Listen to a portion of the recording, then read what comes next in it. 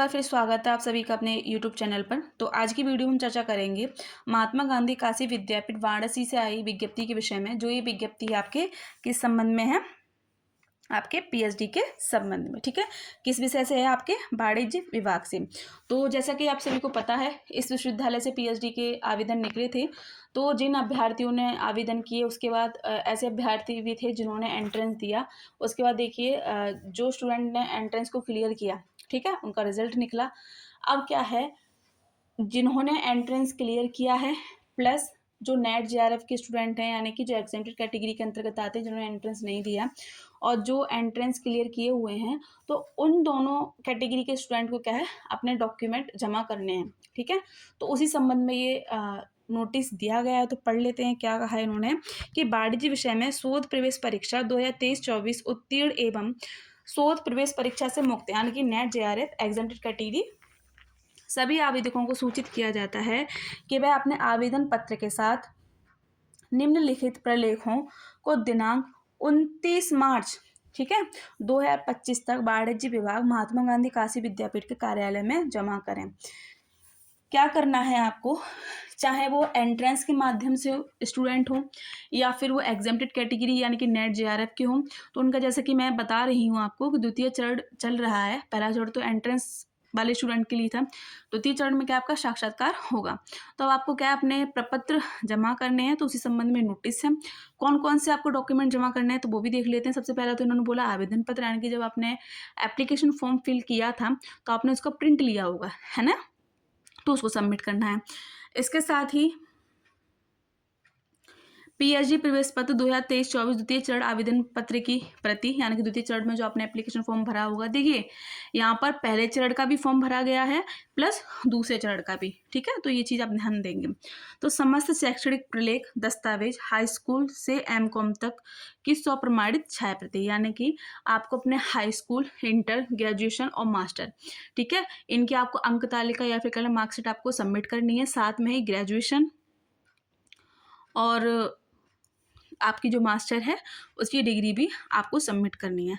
अगर आपके पास डिग्री नहीं है तो आपको क्या है, प्रोविज़नल डिग्री बनवा लेनी है। अगर वो भी नहीं हो पाता है तो जो आप आगे उस चीज़ को सबमिट भी कर सकते हैं। ठीक है, अगला क्या है, आपको आरक्षण संबंधी प्रमाण पत्र की छाया प्रति, यानी कि कास्ट सर्टिफिकेट लगाना पड़ेगा। दूसरा कि विश्वविद्यालय के शुल्क काउंटर पर जमा की गई फीस रसीद की छाया प्रति। ठीक है, तो इसमें फीस भी लिखी गई है। जैसे सामान्य वर्ग के लिए 500 रुपये हैं, ओबीसी अभ्यर्थियों के लिए 250 हैं, सॉरी ओबीसी के लिए 500, यानी कि सामान्य और ओबीसी वर्ग के लिए कितनी है, 500, और एससी एसटी दिव्यांगजन की जो स्टूडेंट हैं उनके लिए कितनी है, 250। ठीक है, तो यहाँ पर आप ये करेक्ट कर लेंगे। इसके साथ आपको शोध प्रवेश परिणाम, यानी कि जो स्टूडेंट एंट्रेंस दिए थे तो उनको क्या है, अपने रिजल्ट की फोटोकॉपी लगानी है।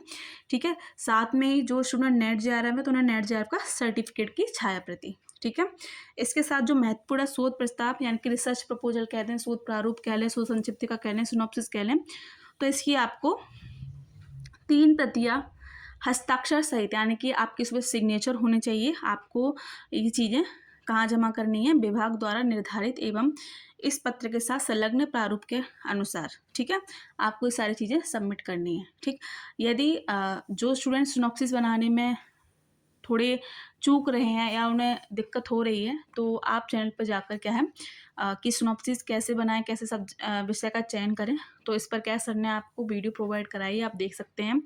साथ ही बात करें पीपीटी की, यानी कि पावर पॉइंट प्रेजेंटेशन की, तो उस संबंध में भी क्या है, सर ने आपको वीडियो प्रोवाइड कराई है हिंदी और इंग्लिश माध्यम में। ठीक है, तो आप उसको देख लीजिए ताकि आपको आसानी मिले, आपकी मदद हो सके। ठीक, जब आप चीज़ें सर्च करोगे तो आपको सारी इन्फॉर्मेशन वहाँ पर मिल जाएगी। इसके साथ आवेदन पत्र में मोबाइल नंबर, ईमेल अवश्य लिखें एवं वाणिज्य विभाग के कार्यालय में स्थित व्हाट्सएप ग्रुप या क्यूआर कोड के माध्यम से जुड़ना सुनिश्चित कर लें, जिससे कि आवश्यक सूचनाएं समय समय पर प्रेषित की जा सकें। देखिए, जब आप अपनी चीज़ें जमा करें तो इन्होंने जैसे बोला है कि आप अपना फ़ोन नंबर और ईमेल आईडी यानी कि ध्यान से लिखेंगे। ठीक है, जैसे कोई डॉक्यूमेंट में कमी रह जाती है ताकि आपको बाद में जानकारी दी जा सके, कि आपकी ये कमी देखने को मिल रही है ना, तो आपको पता चल सके। तो आप अपना फ़ोन नंबर और अपना जो ईमेल आईडी है उसे वहाँ पर ध्यान से रखेंगे, ठीक। बाकी जो ये बता रहे हैं कि वहाँ पर एक व्हाट्सएप ग्रुप का क्यूआर लगा दिया जाएगा, तो आप उसको भी ध्यान से देख लें ताकि आप क्या है ग्रुप में आ सकें, ठीक है। तो जो भी इंफॉर्मेशन रहेगी आपकी सब्जेक्ट की तो आपको पता चलती रहेगी। अगला इन्होंने लिखा है कि अभ्यर्थी ये सुनिश्चित कर लें कि शोध में पंजीकरण के बाद 3 वर्ष तक कहीं अन्यत्र सेवारत या अध्ययनरत नहीं होंगे। महत्वपूर्ण है, ठीक है। इस आशय का शपथ पत्र एफिडेविट बाद में लिया जाएगा, अन्यथा की स्थिति में आपका पंजीकरण निरस्त कर दिया जाएगा, जिसके जिम्मेदार अभ्यर्थी स्वयं होंगे, ठीक है। तो आपको ये चीज़ ध्यान देनी है। उपयुक्त समस्त बिंदुओं के अनुसार द्वितीय चरण के आवेदन को ना जमा करने वाले अभ्यर्थियों के आवेदन पर कोई विचार नहीं किया जाएगा। यानी कि जो नियत तिथि दी गई है आपकी 29 मार्च, कितनी दी गई है आपकी तिथि? 29 मार्च, ठीक है। तो उस टाइम तक आपने ये सारी चीज़ें सबमिट नहीं की तो भले ही जो स्टूडेंट द्वितीय चरण का उन्होंने आवेदन कर दिया है, लेकिन बाद में उनके आवेदन पर, ठीक है, कोई विचार नहीं किया जाएगा। तो आपको क्या है ध्यान से अपने सारे कार्य करा लेने हैं, ठीक है। तो आज की वीडियो में इतना ही। ऐसी कोई और नोटिफिकेशन इस विश्वविद्यालय से पीएचडी के संबंध में देखने को मिलेगी तो आपको समय रहते बता दी जाएगी। तब तक बने रहें अपने चैनल के साथ। बहुत बहुत धन्यवाद।